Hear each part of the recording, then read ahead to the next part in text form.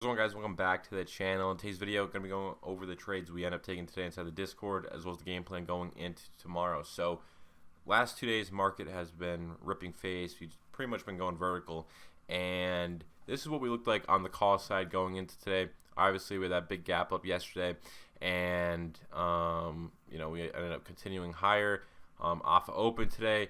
And I was looking for a short trade. Reason behind it: when we get this super extend and move from the moving averages here, the 50 was like all the way down here at like probably $8 off of open, probably even less than that. But when we get super extended, we tend to get a snap back to this 50. So I kind of was short bias. And also, if we look on the 4-hour chart, last couple of days we're hovering around this 4-hour. I know we're breaking above it, but that's pretty much irrelevant at this point because tomorrow's Friday. What does that mean? We pick new Friday contracts, and if we just take a guess on which contract we're going to get, we're probably going to be getting actually they're not on my watch list here. I think they're on a different one here.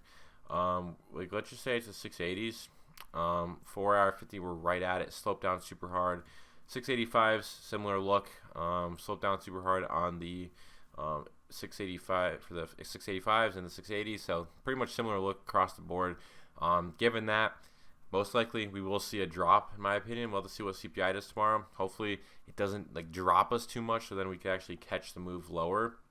But yeah, that's kind of my bias going into tomorrow, and that's what my bias was today. I know we did head higher, but I did take 2 trades, and I'm going to go over them. So first one, again, like I said, we're short bias, so what am I looking for? Shorts on the fibs here. So I didn't short this, or actually I tried it initially, but I tried this short at 68.36. I quickly got out of this because when we got this move higher, it was very, very aggressive very quickly, and I didn't look at the 0DT call chart. I didn't realize this was starting to cross. So if we pull up the calls here, this chart was starting to cross. We were all the way. This was the wick that we ended up getting filled on, and it wicked down. And since it didn't immediately come right back down, I got out of this for like 1 point of profit.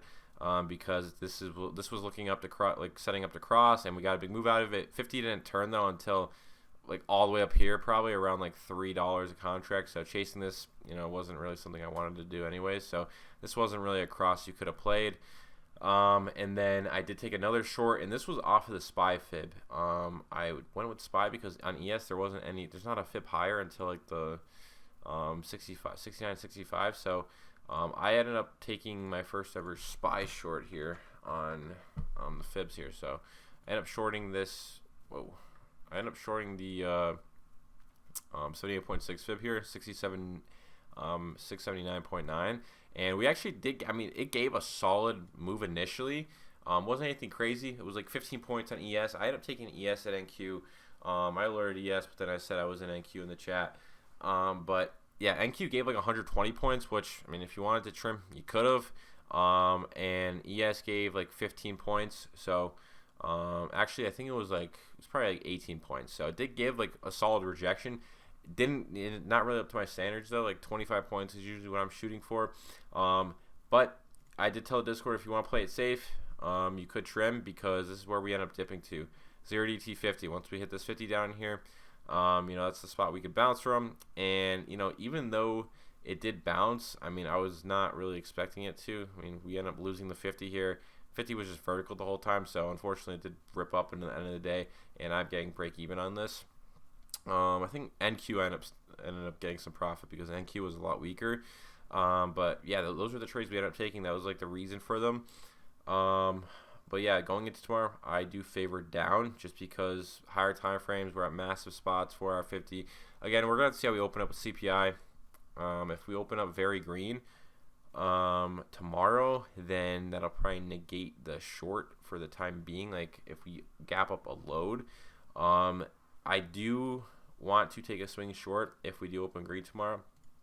And the reason behind that is if we pull up the monthly cons now, we're going to be getting new ones next week on Monday. So I'm not really sure what those actually look like. I know I had the May contracts on here for, I think, like a lower strike. I'm curious on what those are actually at, because I know the current daily here on the next week's are all the way up in here. I mean, the monthlies are at, or the 50s at 2,800, which, I mean, we're probably not going to get these contracts, but, you know, if we do hit that daily 50, you know, tomorrow or, you know, next week, this is the spot you want to be taking a swing short at. This is going to be 100% where the top happens if we do get a move up, you know, higher, because this is such a big spot. I mean, we were crossed so long on the put, or not so long, we were crossed on the puts. Those went negative last couple of days, and now we're getting this move up to the 50 here. Major pivot. I think this is 100% going to mark a top for a little bit at least, just because of how much we've actually ripped like this week. So this is what I'm going to be looking for a swing short if we do end up hitting that. But when it comes to the trade setups tomorrow, it's going to be like I'm going to be looking for a short. So if we break back below 36 and retest it, this is going to be a short I'm going to be looking to take.